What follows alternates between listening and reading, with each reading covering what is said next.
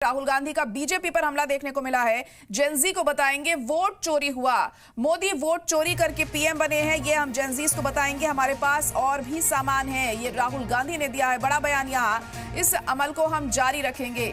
तो राहुल गांधी लगातार एक के बाद एक इंकशाफ करते हुए दिखाई दे रहे हैं।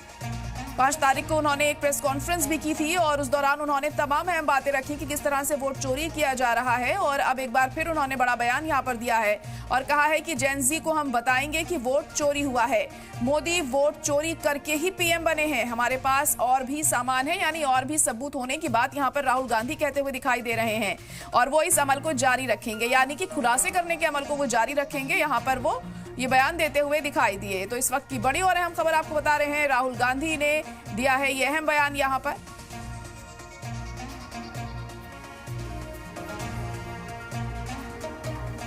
हमारे पास बहुत सारा मटेरियल है, प्रोसेस हम चलाते जाएंगे। हिंदुस्तान के जेनजी जो हैं और युवा हैं, उनको हम क्लियरली दिखा देंगे कि नरेंद्र मोदी चुनाव चोरी करके प्रधानमंत्री बना है, बीजेपी चुनाव चोरी करती है। क्लियरली बता देंगे, कोई डाउट नहीं होगा।